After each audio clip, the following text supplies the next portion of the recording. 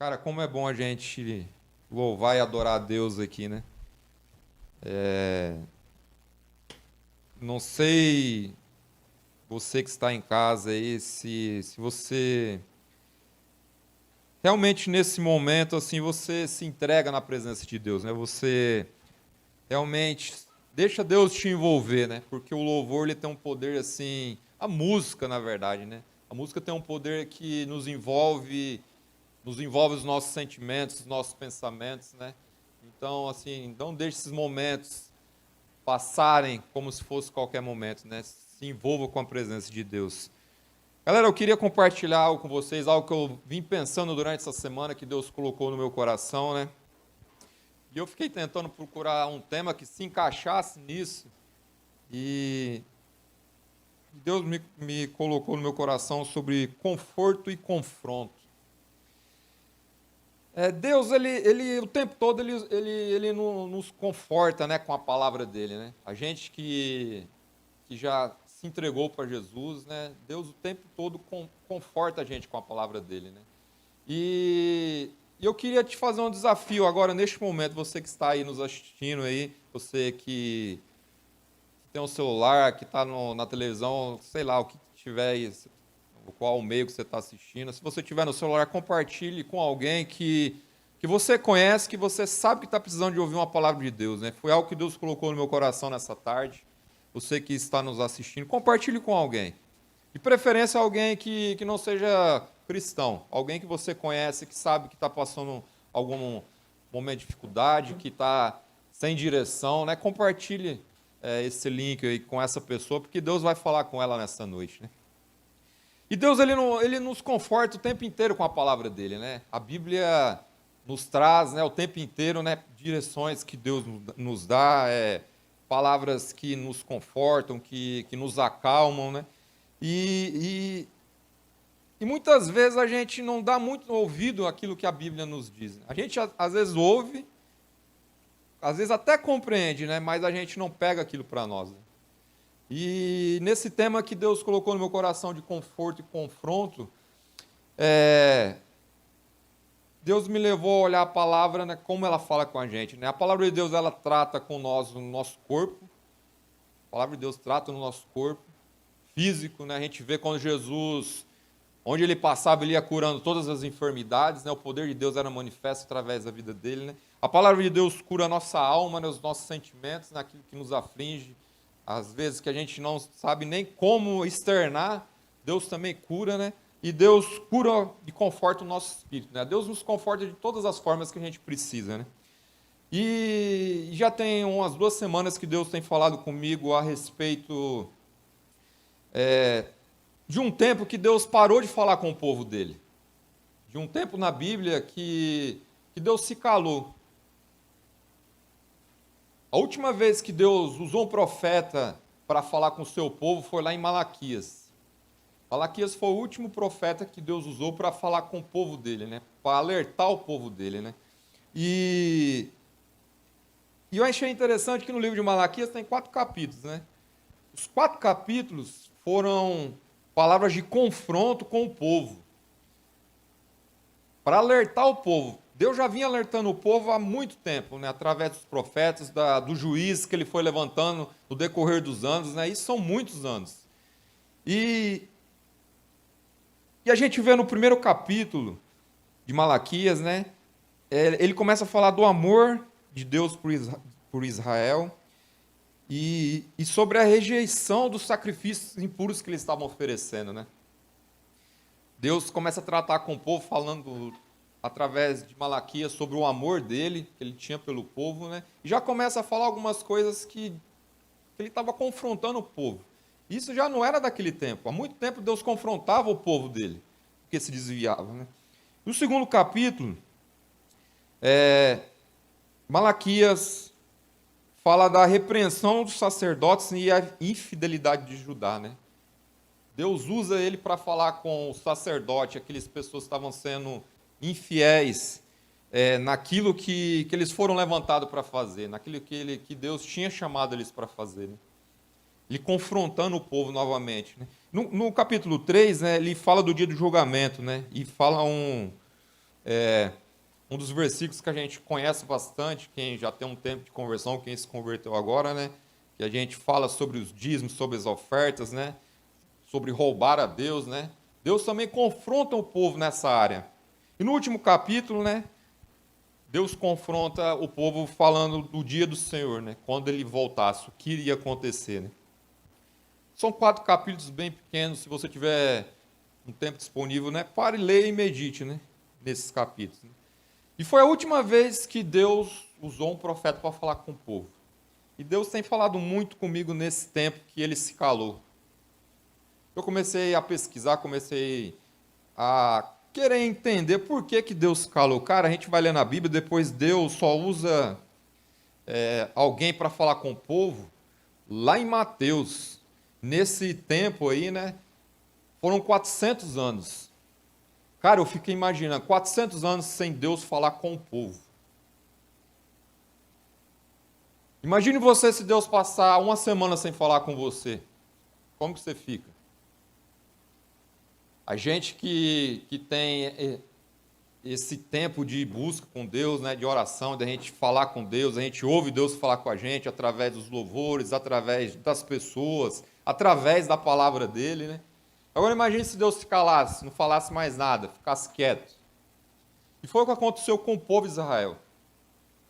Eles tinham sido levados para a Babilônia, eles estavam regressando, reconstruindo os muros, reconstruindo o templo. E Malaquias foi um dos últimos profetas que Deus usou e depois Deus se calou. Deus ficou calado, não falava mais nada.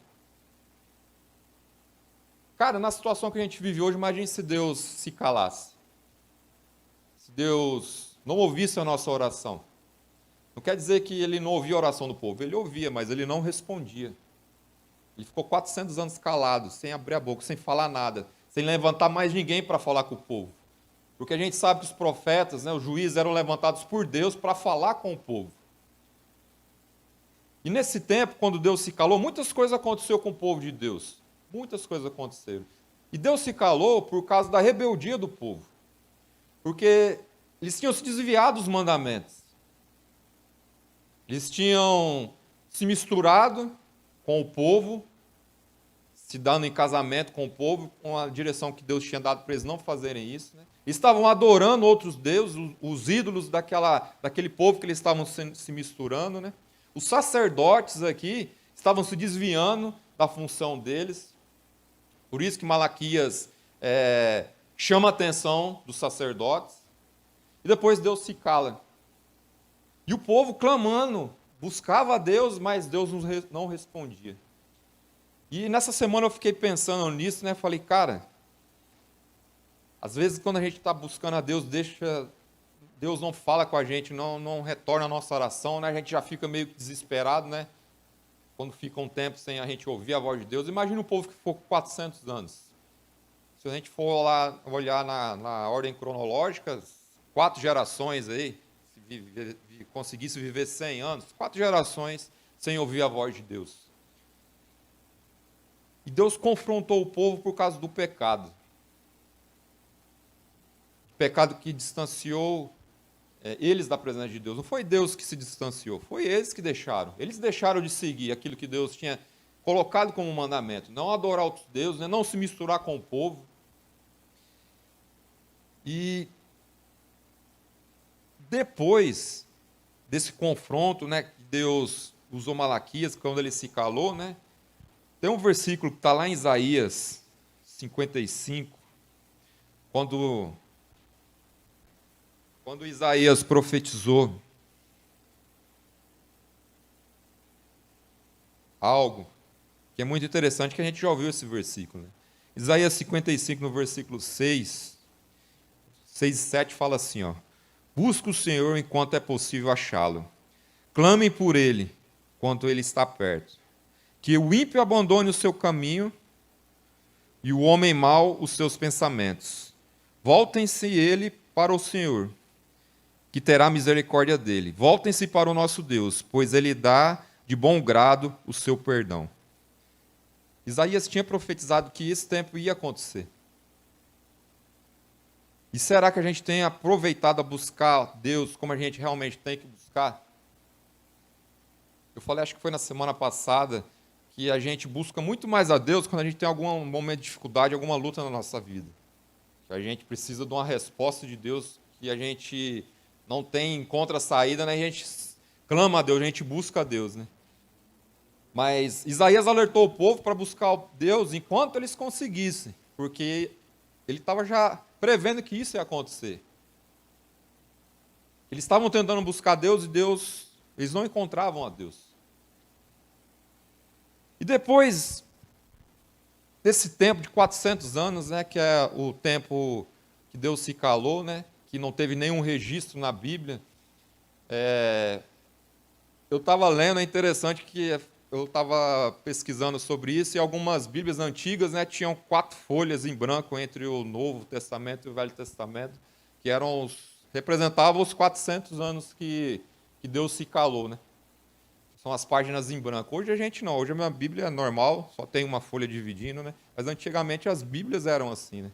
Para marcar esse tempo que Deus ficou calado. E depois Deus volta a falar com o povo através de um profeta depois de 400 anos. Deus levanta João Batista. Depois de 400 anos, Deus fala novamente com o povo através da vida de João. E, cara, João, a Bíblia fala que ele estava lá pregando no deserto, pregando o arrependimento. A galera tinha que se arrepender. E não foi muito diferente daquilo que Malaquias estava falando também. Que o povo tinha que se arrepender, que eles tinham se desviado do propósito que Deus tinha, né, dos mandamentos de Deus. E ele levanta João Batista, né, que ele pregava no deserto, né, pregando o arrependimento e dizendo: arrependei-vos, porque é chegado o reino dos céus, ele está próximo. Tem um texto que está lá em Mateus. Deixa eu achar Mateus aqui. Mateus 11, no versículo 9. Versículo 9 ao 11. O que Jesus fala de João. A partir da parte B aqui, do versículo 7, fala assim: o que vocês foram ver no deserto? Um caniço agitado pelo vento? Ou o que foram ver? Um homem vestido de roupas finas? Ora, o que usavam roupas finas estão nos palácios reais. Afinal, o que foram ver? Um profeta? Sim, eu lhe digo, mais do que um profeta. Este é aquele a respeito de quem está escrito: enviarei um mensageiro à tua frente, e ele preparará o teu caminho diante de ti. Então, João Batista, depois de 400 anos, Deus levantou ele para preparar o caminho para a vinda de Jesus. Cara, eu fiquei pensando, 400 anos que Deus se calou, sem falar com o povo, ele estava preparando a vinda de Jesus. E eu, no meu raciocínio humano, eu falei, cara, mas precisava ser 400 anos? Porque foi tudo esse tempo, né? Como eu falei, imagine se Deus se calasse com você. Se você orasse, falasse com Deus e Deus não te respondesse. E ele fez isso com 4 gerações, se a gente for ver hoje. 400 anos se passaram, né?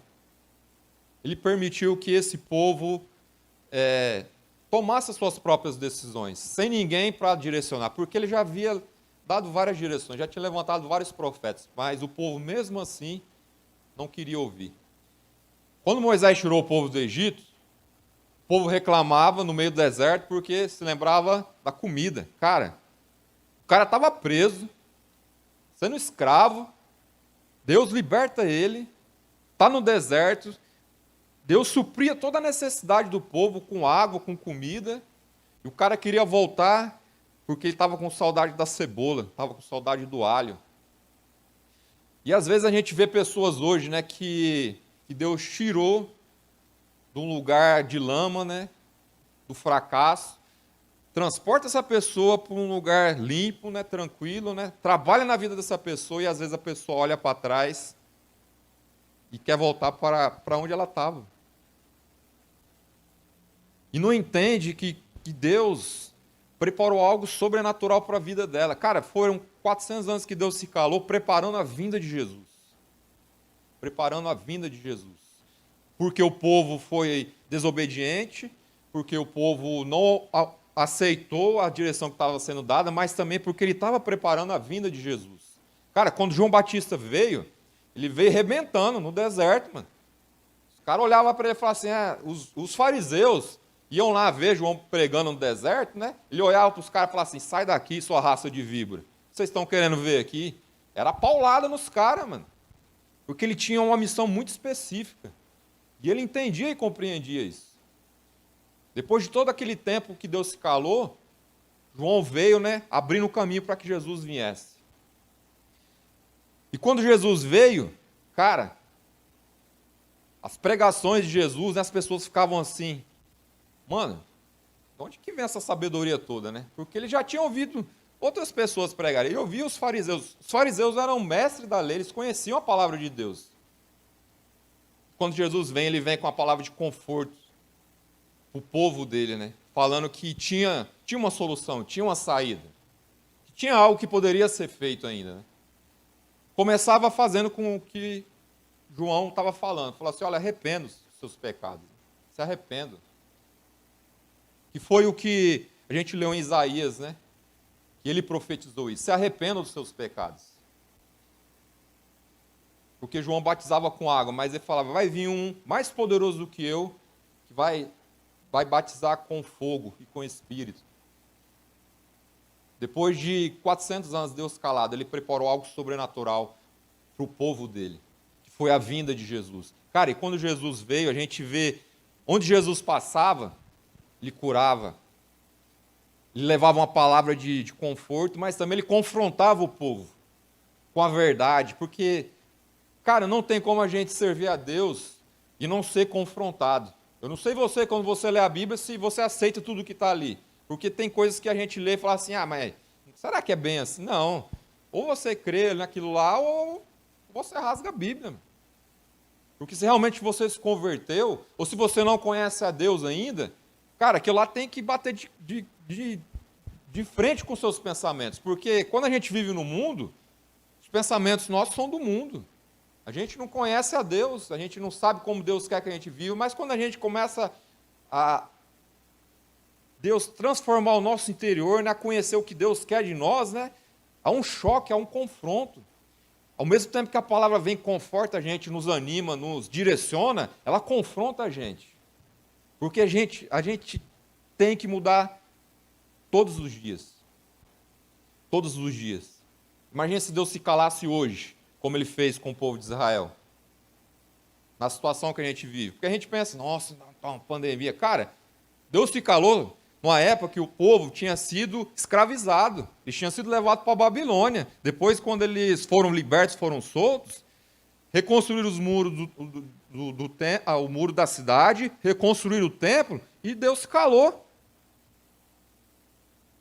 Porque a gente acha que o nosso problema é maior do que o dos outros. A gente acha que é só a gente que sofre, a gente acha que é só a gente que Deus tem que olhar para a gente. Cara, Deus olha para a gente, mas Ele olha como um todo.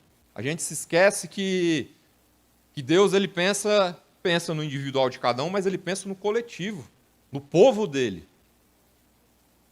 O povo que Ele escolheu, que Ele separou para Ele. Se João Batista não tivesse feito o que ele fez, como que ele ia preparar o caminho para Jesus? Se Deus mandou você fazer algo e você não fez, como que as pessoas vão conhecer a Jesus? Porque às vezes Deus vai pedir para a gente fazer algo e você fala assim, mas isso não é nem tão importante. Para você não é importante, porque Deus ele enxerga as coisas como Ele planejou, Ele montou, Ele arquitetou, não como a gente pensa. Às vezes a gente pensa que Deus pede algo para a gente fazer algo, que para a gente não tem muita importância. Mas vai fazer muita diferença, muita importância na vida de outra pessoa. João pregava no deserto e não estava nem aí para a galera não, mano. Os caras metendo o pau nele, ele fazia o que tinha que fazer. Porque ele sabia o que ele tinha que fazer. Ele sabia o que ele tinha que fazer. E quando Jesus veio, pregando o evangelho, né, falando do amor, confortando o povo, e ao mesmo tempo confrontando com a palavra, né? que as pessoas ficavam admiradas de onde vinha todo aquele ensinamento. E a gente sabe que tudo aquilo vinha de Deus, porque ele estava conectado com Deus. Da mesma forma que a gente está conectado com Deus também. Só que ele em nenhum momento deixou o plano perfeito que Deus tinha na vida dele se desviar em nenhum momento no caminho. Ele sempre se manteve firme. Quando vinha a dúvida, quando vinha a angústia, Jesus orava, mas ele ouvia a Deus. Ele não ouvia os sentimentos dele. Ele não ouvia a vontade dele. Ele sempre ouvia a Deus. Sempre ouvia a Deus. Ele não fazia aquilo que ele queria. Ele fazia aquilo que Deus pedia para ele fazer. Imagine se Deus falar para você, falar assim, ó, meu filho, você vai morrer por, sei lá, por um irmão seu. Você ia falar, não, mas Jesus já morreu na cruz, né? Imagine se Deus pedisse isso para você, hoje, agora. Falar assim, eu quero que você se entregue a sua vida pelo seu irmão. Qual que seria a sua reação hoje? Você ia pensar duas vezes e falar, Senhor, eis-me aqui. Ou você ia falar, poxa, mas eu tenho tanto para viver ainda. Pô, agora que eu comecei a trabalhar, velho, agora que eu estou querendo comprar, juntar uma graninha para comprar uns negócios que eu sempre quis ter, pô, mano, imagina. Cara, mas não é a sua vontade. Falei algo bem radical, mas para impactar você, para você pensar nos propósitos que Deus tem para a sua vida. Porque Deus pede algo para nós, para benefício de outras pessoas. Deus abençoa a gente? Claro que Ele abençoa. Mas quando a gente entende que a nossa vida é para servir as outras pessoas, como Jesus veio nesse mundo para servir, não para ser servido. Ele mesmo falou isso. Ele veio salvar o que se havia perdido, né? Todos os profetas profetizaram até João, os relatos bíblicos, todos os profetas profetizaram até João e a vinda de Jesus. Depois disso, não tinha mais nenhuma profecia. Cara, e depois disso, quem escreveu a história foi Jesus. Quando ele veio nesse mundo, começou a curar as pessoas, né? As pessoas iam até Jesus porque queriam ser curadas fisicamente. E muitas vezes a gente só chega até Deus dessa forma. A gente só chega até Deus porque a gente precisa de uma cura física ou alguma cura emocional, algo que a gente está vivendo, que a gente tentou resolver de todas as formas do mundo, né? Sendo na bebida, sendo no relacionamento, sendo preenchendo com coisas que você não conseguiu. Aí você vem para Jesus, ele cura, ele te restaura. E depois Jesus começou a escrever a história do Novo Testamento. E ele fala, ó, eu não vim abolir a lei, eu vim apenas completá-la. Não é que ele estava mudando as coisas, não, ele estava continuando algo que tinha que ser, tinha que ter continuidade. E algo que tem que ter continuidade através da nossa vida hoje, através daquilo que Jesus fez em nós, a gente fazer isso na vida de outras pessoas.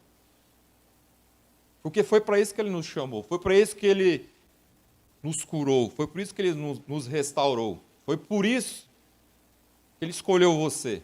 Foi por isso que escolheu você que está aí sentado aí. Aí você olha para trás, né? É você mesmo que está sentado aí.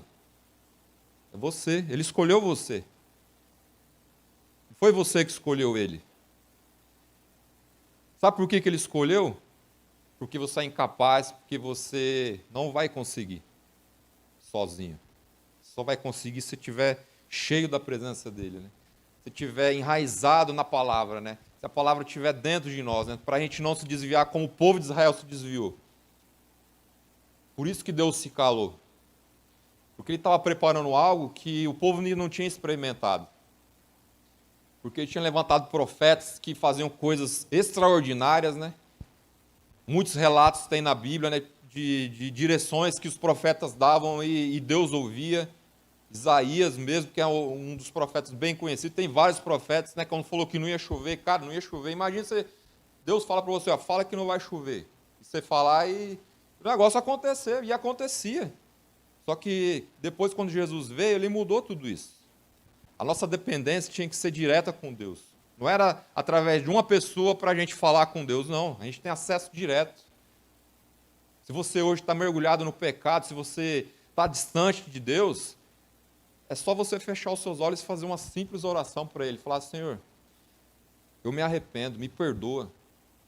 Mas com sinceridade. Às vezes você fala assim, mas eu já fiz essa oração, mas eu erro de novo. Cara, graças a Deus que As misericórdias de Deus se renovam todos os dias, porque senão a gente já tinha sido fulminado. Deus, ele confronta a gente com a palavra, mas ele também conforta. Ele mostra para a gente que, por mais difícil que seja, por mais duro que seja as coisas que a gente vive, tem uma saída, tem um caminho que a gente tem que trilhar. Mas é obedecer a palavra, é ouvir aquilo que Deus fala, que Deus deixou registrado na Bíblia. Cara, falar a real, é chato pra caramba ler a Bíblia, porque você tem que ter disciplina, porque você lê umas paradas que você não entende, mano. Tem umas coisas que você fala, pô, mas não sei o que é isso. E isso é normal, mano. Mas a gente não pode desanimar por causa disso. É você se empenhar. Quanto mais você se dedicar àquilo, Deus que vai revelar. Não adianta você só conhecer os versículos da Bíblia. Você tem que ter a revelação que Deus quer dar para você através daquilo que você leu. Essa semana, quando eu estava meditando no que eu ia falar, né? E Deus sempre me lembrando desse tempo que ele se calou, né? Eu falei, cara, o que Deus quer falar comigo, né?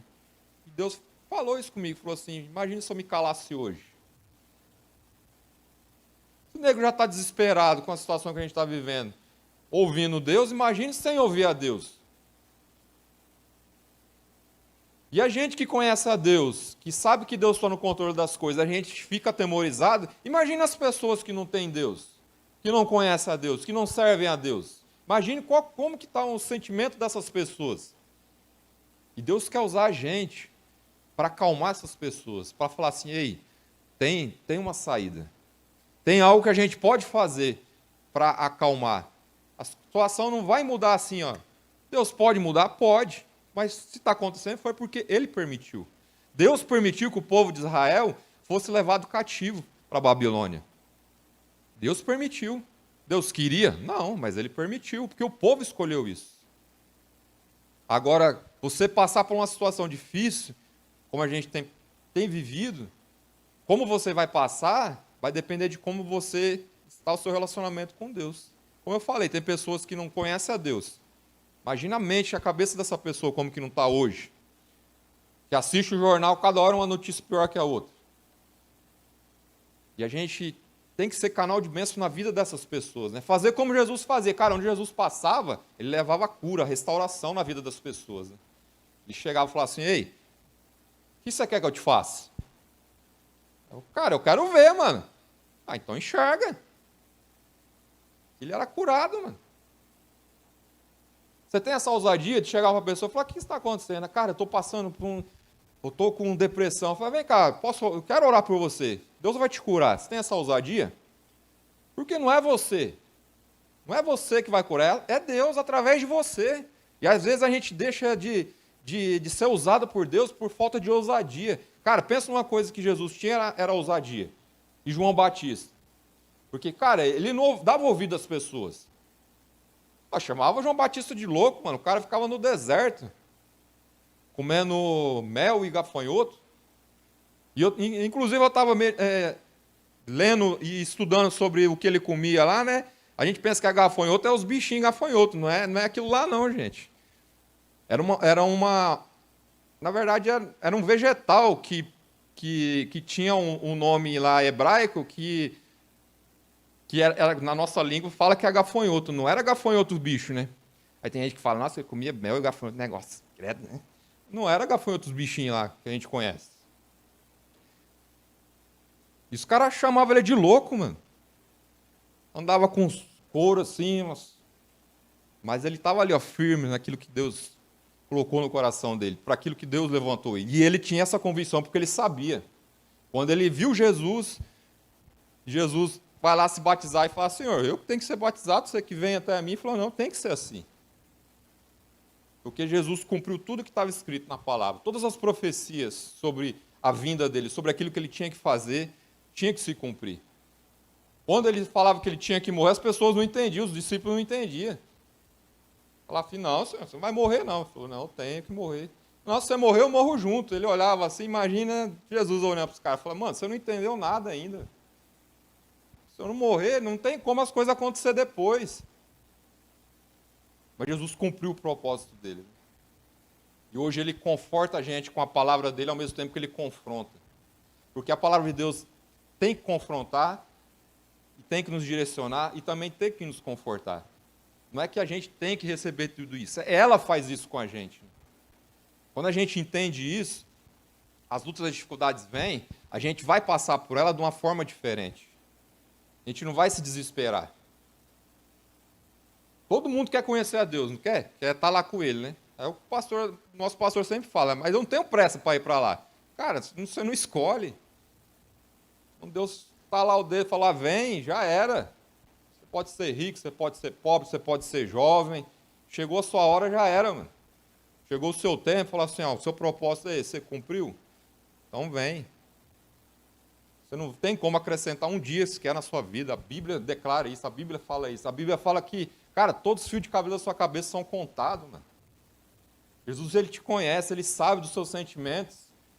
É por isso que ele usa de todas as formas, de todas as possibilidades para poder transformar e fazer você enxergar que, cara, ele precisa de você.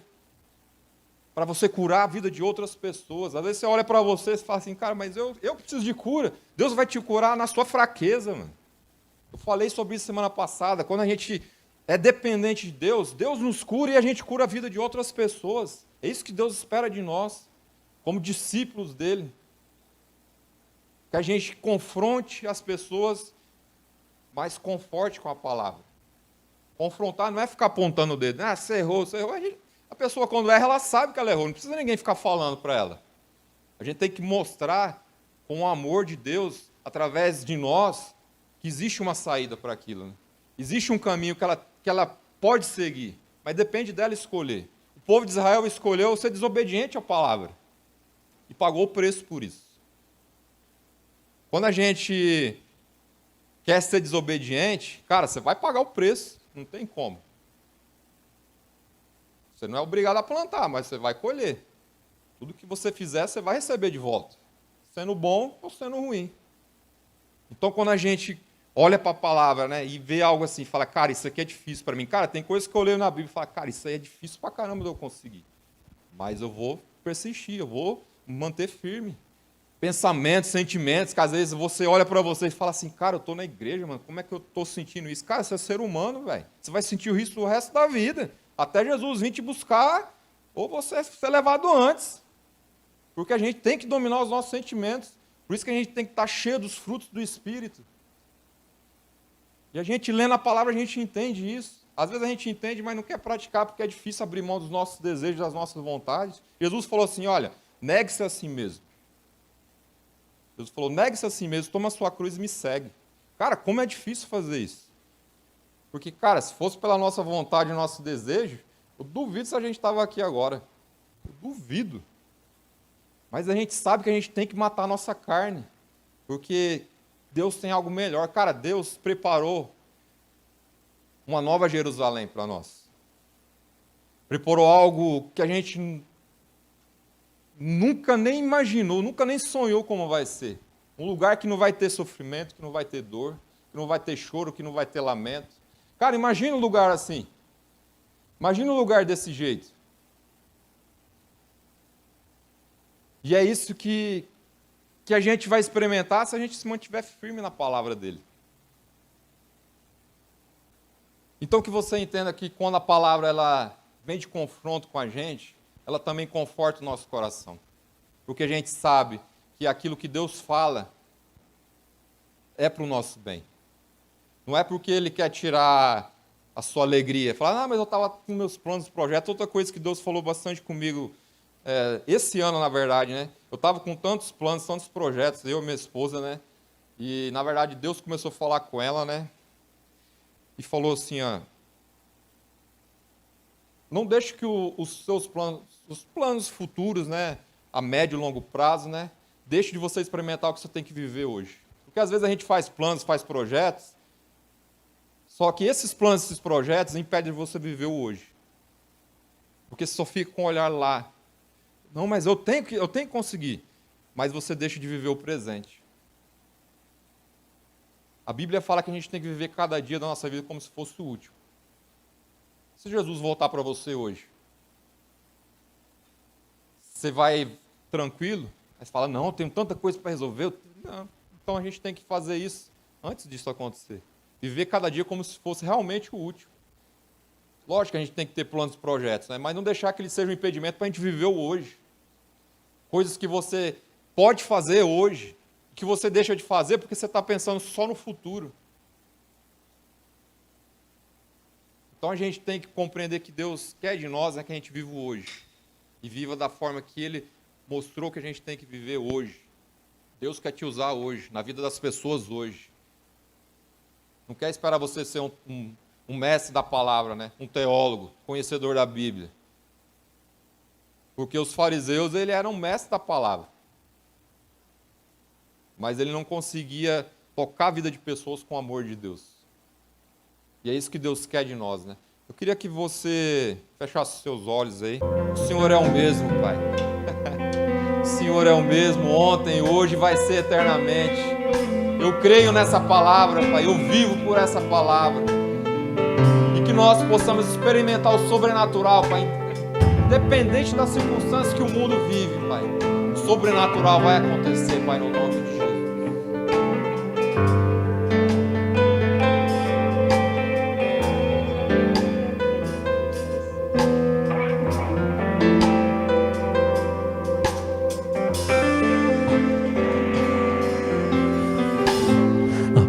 Da casa mais simples, que o anjo da morte não entra, a estrada que corre pro mar, o vento que abre o caminho é você.